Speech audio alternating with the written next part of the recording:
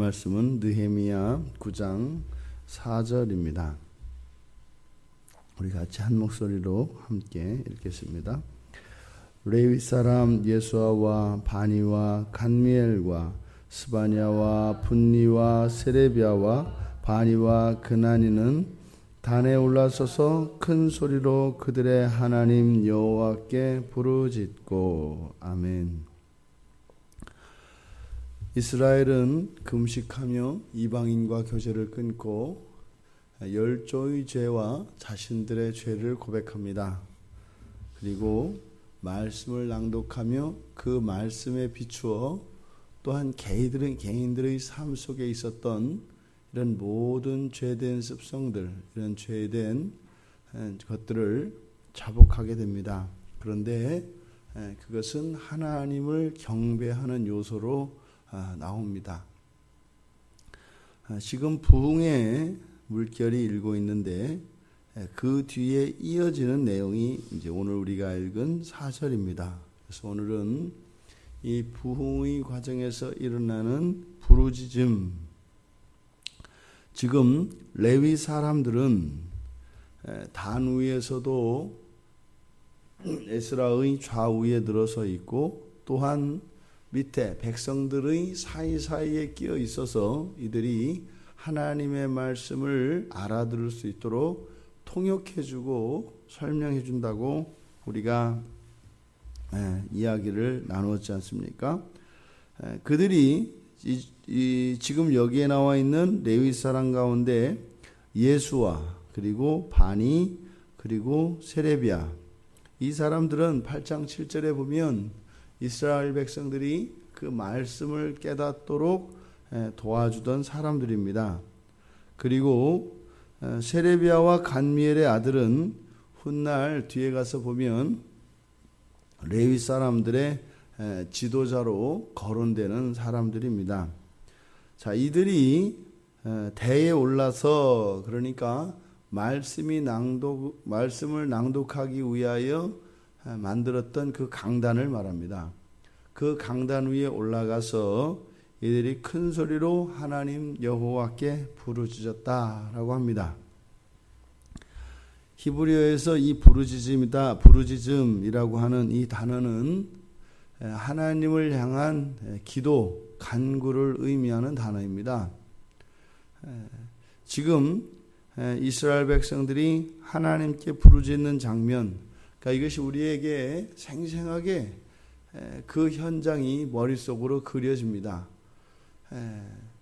먼저 이스라엘 백성들에게 말씀이 선포되어질 때 그 말씀을 들으면서 이들의 과거사가 주마등같이 스쳐 지나가는 겁니다.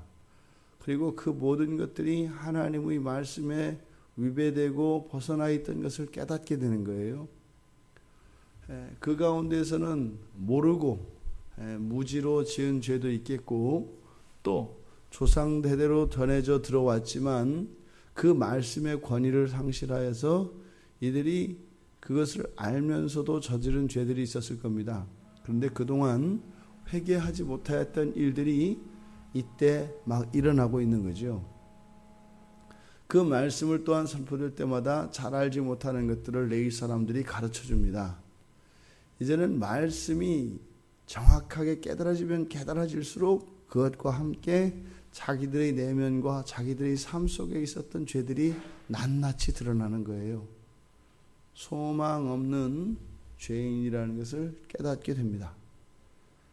하나님 앞에 죽을 수밖에 없는 자들이라는 것을 깨닫게 됩니다. 이들이 왜 포로 생활을 하게 됐습니까? 하나님을 진노케 하여서 하나님께 죄를 지었기 때문에 이들은 70여 년간의 끔찍한 포로 생활을 했던 겁니다. 그런데 이제 성전이 완공되고 나서 회복되어질 것으로, 완전한 해방이 누려질 것으로 마음을 놓고 안도하려고 했는데 말씀을 펼쳐보니까 또다시 포로 생활로 들어가야 할 것 같은 자신들의 운명, 자신들의 죄악이 깨달아진 겁니다. 이때 이스라엘 백성들이 하나님께 했던 것은 부르짖는 것이었습니다. 그런데 이 부르짖음이라고 하는 것은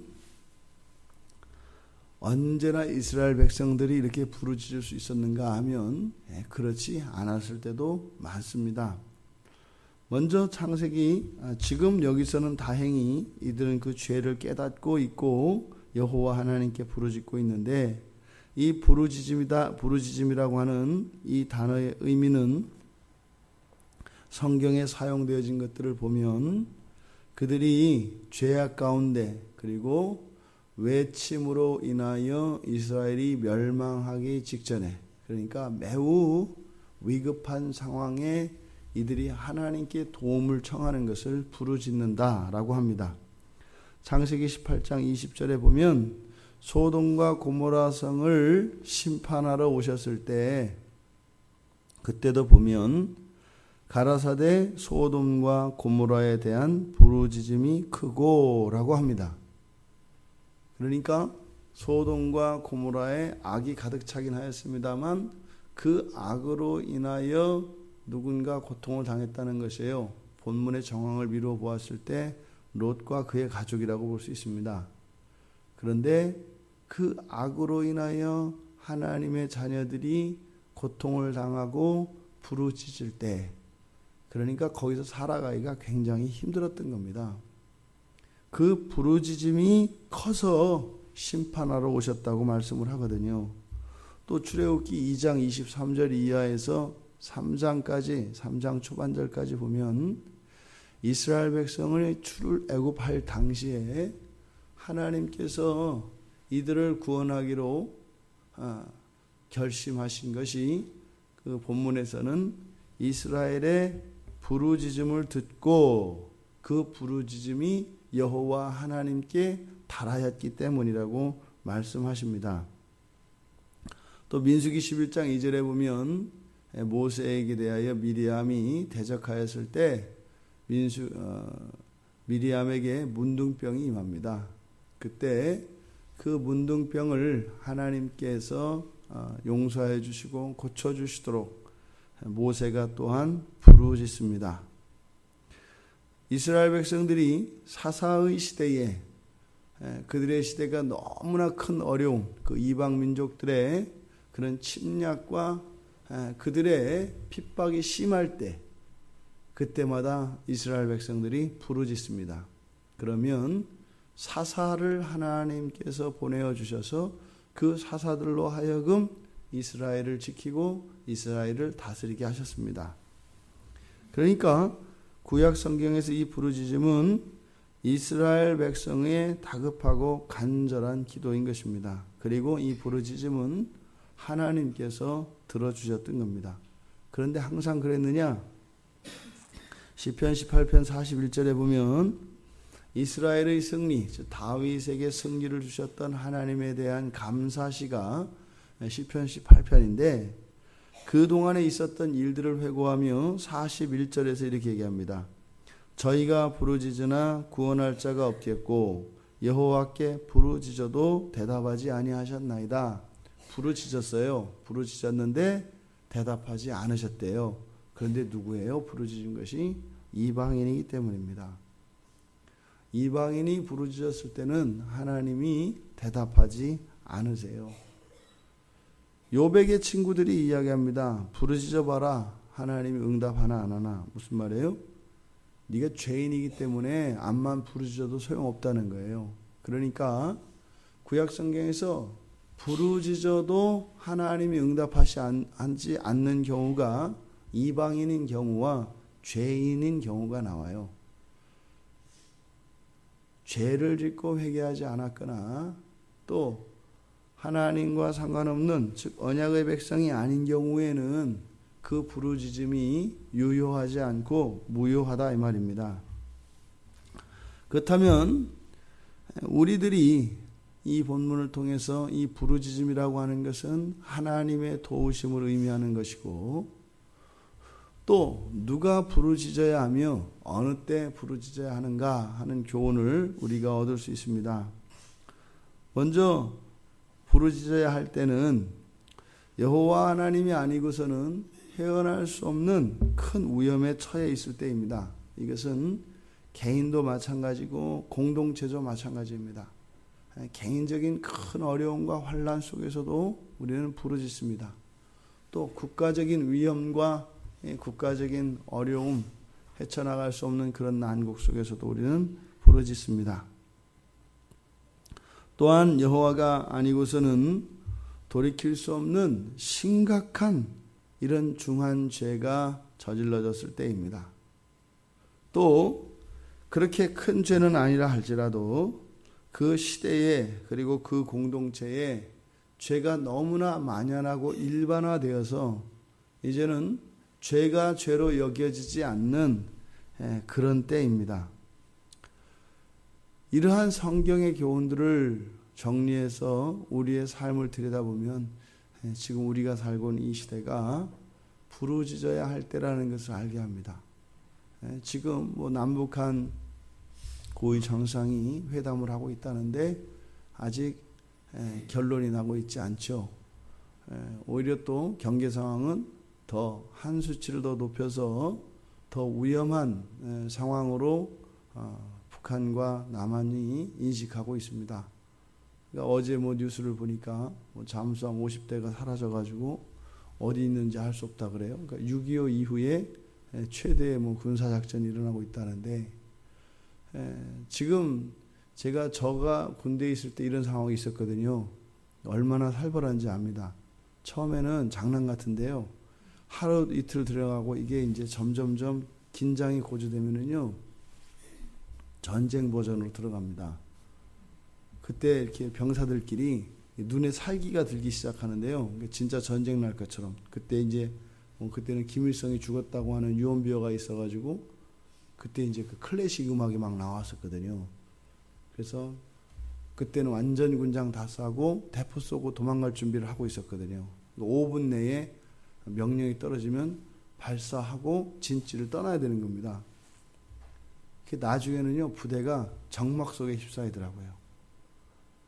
전쟁이 무서운 거거든요.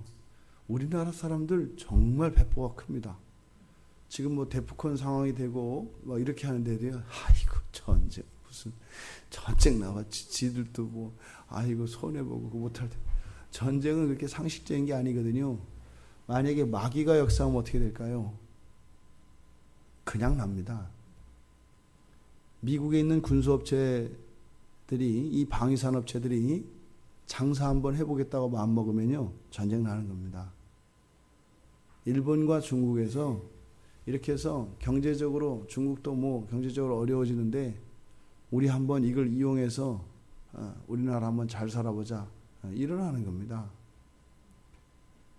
그러니까 이런 안전불감증과 알 수 없는 그런 배포, 이것이 이 시대 사람들에게는 우리의 안전에 대한, 하나님께서 이 나라를 지켜주시기 때문에 오늘날 이만큼 평화롭게 번영을 누리며 살아가는 것인데, 그게 우리에게는 당연한 게 됐다는 말입니다. 굉장히 위험한 거예요. 굉장히 위험한 겁니다. 이 시대를 보십시오. 어디 하나 죄가 묻어있지 않은 게 없습니다. 어린아이에서부터 어른들에 이르기까지 모든 계층, 모든 사람들에게 있는 상식을 초월하는 상식 밖의 일들이 너무나 만연한 시대를 우리가 살아가고 있습니다. 지금은 부르짖어야 할 때입니다. 그렇다면 누가 부르짖겠습니까? 그것을 깨닫는 자들이에요. 아는 사람들이에요. 그들은 바로 하나님의 백성들이고, 이 시대 그 하나님의 백성인 언약의 백성들은 바로 그리스도인들입니다. 이 시대는 지금 그리스도인들을 향하여 부르짖을 것을 요청하고 있습니다. 그들은 그들이 요청하는 것을 몰라요. 근데 그들은 요청을 합니다. 우리더러 하나님께 부르짖어 달라고요. 그러면서 우리를 또 욕할 겁니다. 도움을 청하면서 우리를 멸시할 겁니다. 어찌하였든 시대를 위해 사회와 나라를 회복하고 하나님께서 구원하여 주시기 위해 부르짖어야 합니다. 깨어있는 신자는 지금 우리 국가 공동체, 이 사회를 위해서 부르짖어야 할 때이고, 또한 우리들 개인들을 위하여 부르짖어야 할 때인 것을 우리에게 이야기하고 있습니다. 오늘 말씀에서도 이스라엘 백성들이 그 부흥의 여정에 있었던 부르짖음을 하나님이 반드시 들으십니다. 우리의 기도를 들으십니다. 이 나라가 전쟁이 일어나지 않고 이만큼 누릴 수 있었던 거요. 이 땅에 있는 크고 작은 교회에서 그 어둠을 밝히며 부르짖는 신자들이 있었기 때문인 것을 저들은 모릅니다. 여러분들을 통해서 이 나라의 안전과 번영이 요만큼 유지되고 있는 거예요. 그 영광을 여러분들이 누리지는 못하지만 하나님은 그걸 아시죠. 하나님의 자녀들의 부르짖음 때문에 이 나라가 요만큼 되어 있는 거죠. 어둠의 시대라고 일컬어집니다. 마지막이 가까웠다고 일컫습니다. 그것을 아는 것만으로 그칠 것이 아니라 부르짖음으로 나아가 하나님의 구원이 이 땅에 계속될 수 있도록 우리의 작은 힘을 합할 수 있다면 그것이 얼마나 큰 영광이겠습니까? 오늘 하루도 그렇게 부르짖는, 또 우리들의 부르짖음이 응답되는 이 한날이 되기를 주님의 이름으로 축원드립니다.